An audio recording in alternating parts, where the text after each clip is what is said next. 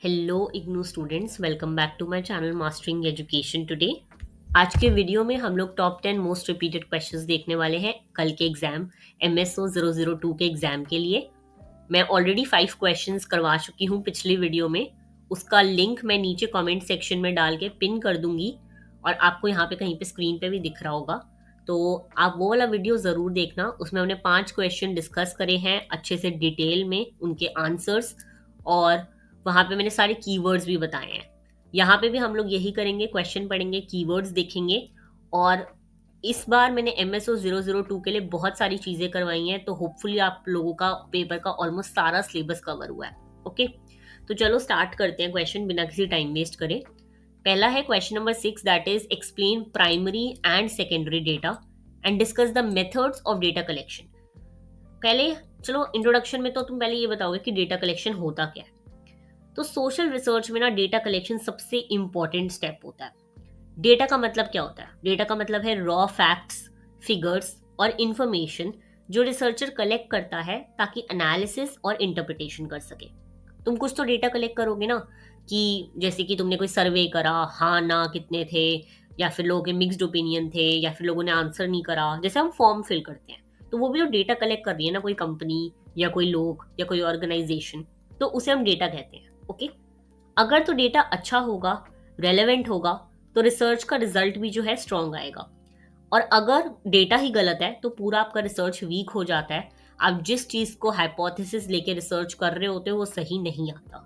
Okay, ये यहाँ पे आप इंट्रोडक्शन में डेटा बताओगे, क्या डेटा कलेक्शन क्यों इंपॉर्टेंट है। 2 तरह के डेटा होते हैं, प्राइमरी और सेकेंडरी। उसके बाद आप बताओगे कि डेटा को कलेक्ट करा जाता है सिस्टमैटिकली।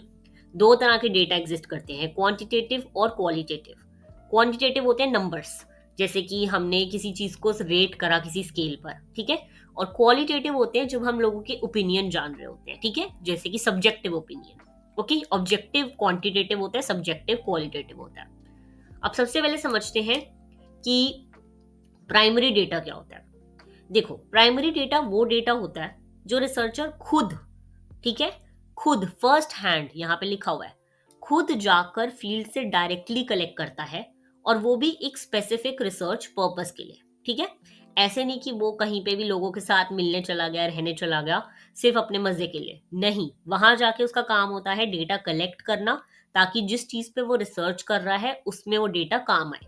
ओके, प्राइमरी डेटा को कलेक्ट करने के सोर्सेस क्या होते हैं? आप लोगों से डेटा कलेक्ट कर सकते हो, ग्रुप्स वगैरह से कर सकते हो, कम्युनिटी से कर सकते हो, या फिर आप किसी इंस्टीट्यूशन का पार्ट बन के डेटा कलेक्ट कर सकते हो। ओके, अब इसके मेथड्स क्या आ जाते हैं। सबसे पहला मेथड है इंटरव्यू मेथड।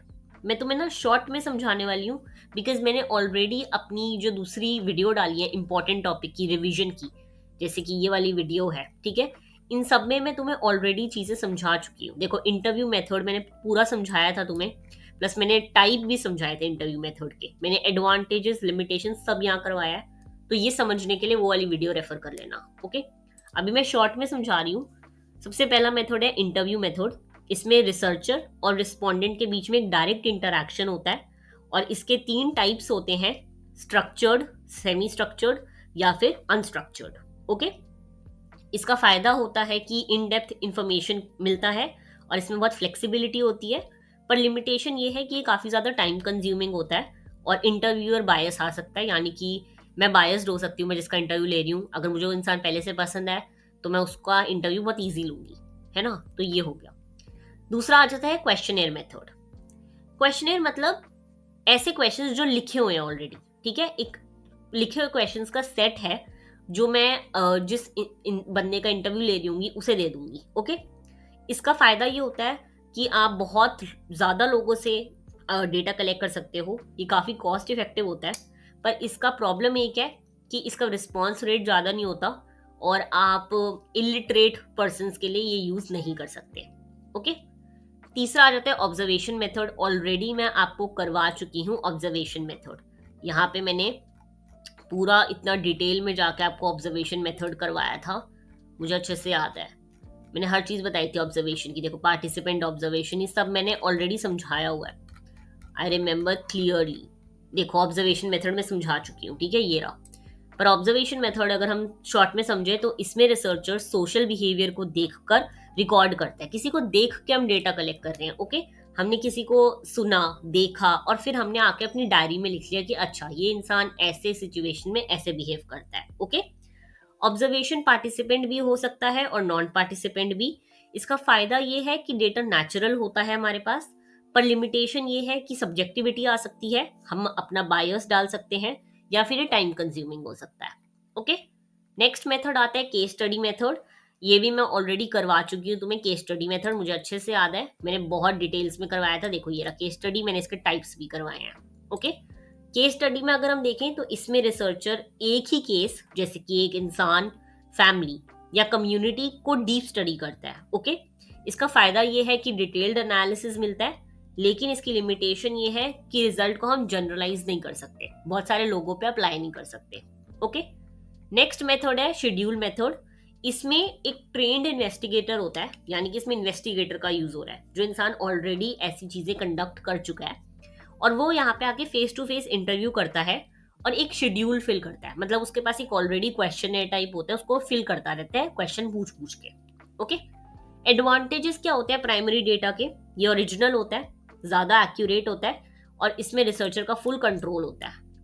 लिमिटेशंस, एक्सपेंसिव होता है, महंगा होता है, टाइम कंज्यूमिंग बहुत होता है और ऐसे हमें लोग चाहिए होते हैं जो ट्रेंड हो। आप एकदम नया इंसान जाकर ऑब्जर्वेशन मेथड नहीं लगा सकता। ओके, अब हम आ जाते हैं सेकेंडरी डेटा पे। सेकेंडरी डेटा वो डेटा होता है जो पहले किसी और ने किसी और पर्पस के लिए कलेक्ट किया होता है और रिसर्चर उसको अपनी रिसर्च के लिए यूज करता है। ओके, इसमें सोर्सेज आ जाते हैं जैसे कि सेंसस वगैरह, गवर्नमेंट ने जो डेटा कलेक्ट करा, रिसर्च जर्नल्स जो आपको ऑनलाइन मिल जाती हैं, बुक्स वगैरह, एनजीओ की रिपोर्ट्स या फिर न्यूज़पेपर मैगजीन्स। ओके, इसके कोई मेथड्स वगैरह नहीं होते। एडवांटेजेस इसके होते हैं कि बहुत इजीली अवेलेबल है, इंटरनेट पे मिल जाएगा, आपके लिए फाइनेंशियली बहुत ज़्यादा एप्ट रहता है, ये आपका टाइम बचाता है। प्रॉब्लम ये होती है कि कभी कभी हमारे रिसर्च ऑब्जेक्टिव से मैच नहीं करता डेटा, हो सकता है डेटा बहुत पुराना हो और हमारा कोई कंट्रोल नहीं होता इस डेटा कलेक्शन पे। ओके, तो ये हो गया हमारा पूरा प्राइमरी और सेकेंडरी डेटा। इसका कंपैरिजन भी मैंने यहाँ पे दे रखा है, ये टेबल में आप देख लेना।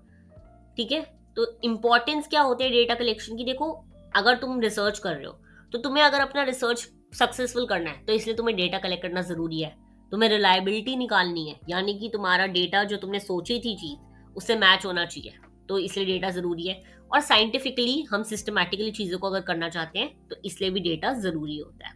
ओके, कंक्लूजन में तुम्हें बेसिकली ये लिखना है कि हम ये कह सकते हैं कि प्राइमरी और सेकेंडरी दोनों डेटा सोशल रिसर्च में इंपॉर्टेंट है। प्राइमरी डेटा ओरिजिनल होता है और सेकेंडरी डेटा बैकग्राउंड को सपोर्ट देता है। ओके, प्लीज जितने क्वेश्चन आंसर्स मैं करवा रही हूँ ये बहुत इंपॉर्टेंट है, ध्यान से सुन लो और ध्यान से कर लेना। ओके, नेक्स्ट क्वेश्चन है what is sampling? Discuss the different types of sampling methods used in social research. मैंने पूरा मैं कह रही हूँ इंपॉर्टेंट टॉपिक की लिस्ट में ये वाला पूरा करवाया हुआ है। देखो, मैंने सैम्पलिंग समझाया था क्या होता है, मैंने इससे रिलेटेड सारे टर्म्स बताए थे तुम्हें। ओके, फिर मैंने तुम्हें 2 टाइप्स बताए थे इसके, प्रोबेबिलिटी एंड नॉन प्रोबेबिलिटी, और फिर उनके भी टाइप्स हैं 4 तो ये क्वेश्चन मैं नहीं समझाऊंगी, ये क्वेश्चन मैं ऑलरेडी करवा चुकी हूँ बहुत डिटेल में, मैंने सारे टाइप समझाए हैं। अगर तुम्हें ये वाला देखना है पूरा तो मैं इस वाली वीडियो का लिंक नीचे डाल दूंगी, पार्ट 1 है ये इंपॉर्टेंट टॉपिक के रिविजन्स का, मैं इसका भी लिंक नीचे डाल दूंगी तो वो देख लेना, मैंने उसमें सारी चीजें समझाई हैं।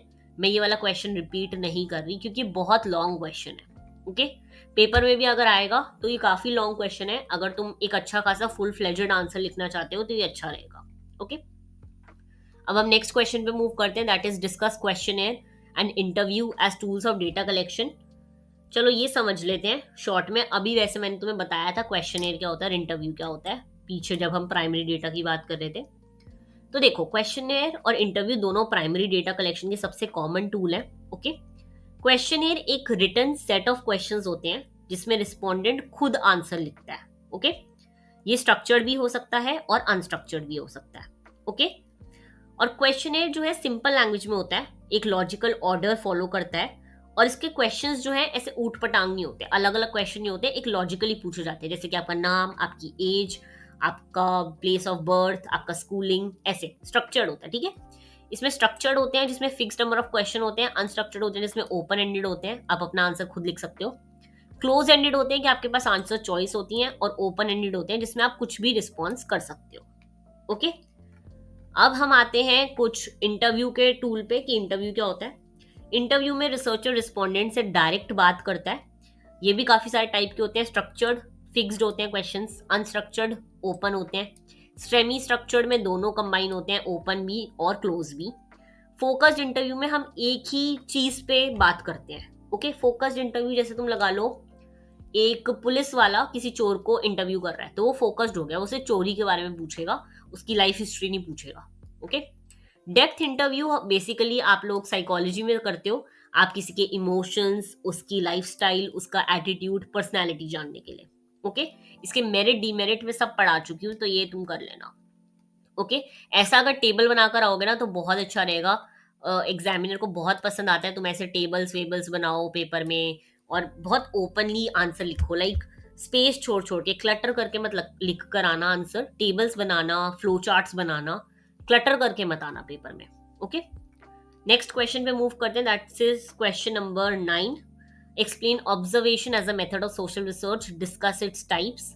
देखो क्लियरली मैंने तुम्हें समझा दिया ऑब्जर्वेशन, अभी पहले भी बताया था, और मैं ऑब्जर्वेशन पहले भी करा चुकी हूँ इंपॉर्टेंट टॉपिक की वीडियो में। पूरा मैंने क्लियरली एक एक चीज समझाई थी, ऑब्जर्वेशन क्या होता है, ऑब्जर्वेशन के टाइप, इसके लिमिटेशंस, इसके एडवांटेजेस।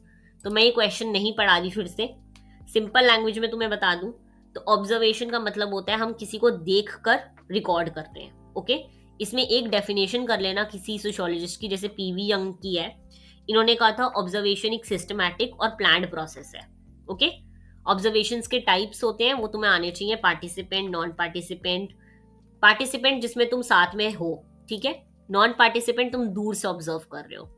कंट्रोल्ड होता है जिसमें तुम चीजें कंट्रोल कर रहे हो, कंडीशंस। ओके, जैसे कि तुमने पर्टिकुलरली कम्युनिटी को देखना है, तो तुम वहां पे किसी की शादी वादी करवाना चाहते हो ताकि तुम देख सको कि उनके शादी के रिचुअल्स क्या होते हैं। ओके, ये होता है कंट्रोल्ड। फिर अनकंट्रोल्ड, जैसी चीजें हो रही है वैसी होने देते हो। स्ट्रक्चर्ड होता है जब तुम लोग पहले से एक चेकलिस्ट लेके जाते हो कि मुझे ये चीजें जो है नोटिस करनी है। ओके, और अनस्ट्रक्चर्ड में नेचुरल सेटिंग में सब कुछ हो रहा होता है। Okay, very easy question, observation वाला क्वेश्चन आए तो प्लीज इसे कर आना, बहुत इजी क्वेश्चन है। ठीक है, नेक्स्ट अब हम मूव करते हैं लास्ट क्वेश्चन पे, that is discuss the importance of objectivity and ethics in social research. मैंने एथिक्स की भी बात ऑलरेडी एक अपनी वीडियो में, पुरानी वीडियो में करी हुई है, इंपॉर्टेंट टॉपिक की। देखो, ethical issues in social research, पर मैं फिर भी तुम्हें शॉर्ट में चीजें समझा देती हूँ बिकॉज थोड़ा सा डिफिकल्ट क्वेश्चन है। देखो, सोशल रिसर्च तभी साइंटिफिक होती है जब वो ऑब्जेक्टिव हो और वो एथिकल हो। ठीक है, ऑब्जेक्टिविटी का मतलब क्या होता है, मीनिंग क्या होता है?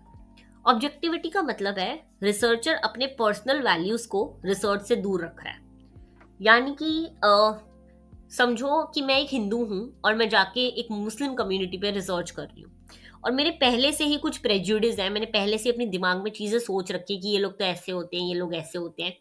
तो नहीं, मुझे ऐसा नहीं सोच के जाना, मुझे वैल्यू जजमेंट से दूर रहना है, मुझे जज नहीं करना उनको पहले से ही, मुझे एक ओपन माइंड के साथ जाकर उनको ऑब्जर्व करना है। ओके, अगर हम मैक्स वेबर की डेफिनेशन देखें तो अकॉर्डिंग टू मैक्स वेबर, इनके हिसाब से ऑब्जेक्टिविटी मतलब होती है फ्रीडम फ्रॉम वैल्यू जजमेंट। बहुत इंपॉर्टेंट लाइन है, आनी चाहिए तुम्हें। ठीक है, यानी कि हमें चीजों को जज नहीं करना पहले से ही, हमें उससे दूर रह के चीजें समझनी है। ओके, अब हम अगर समझते हैं एथिक्स का मतलब, तो एथिक्स का मतलब है कि पार्टिसिपेंट्स के राइट्स और डिग्निटी को रिस्पेक्ट करना। हम एथिकल प्रिंसिपल्स में इन्फॉर्म्ड कंसेंट आता है, हम उनको चीजें बता के चलते हैं।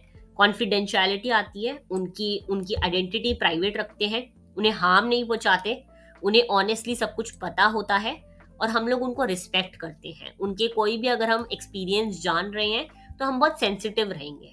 ओके, तो यही होते हैं ऑब्जेक्टिविटी और एथिक्स। ऑब्जेक्टिविटी साइंटिफिक न्यूट्रलिटी देता है और एथिक्स मॉरल रिस्पॉन्सिबिलिटी।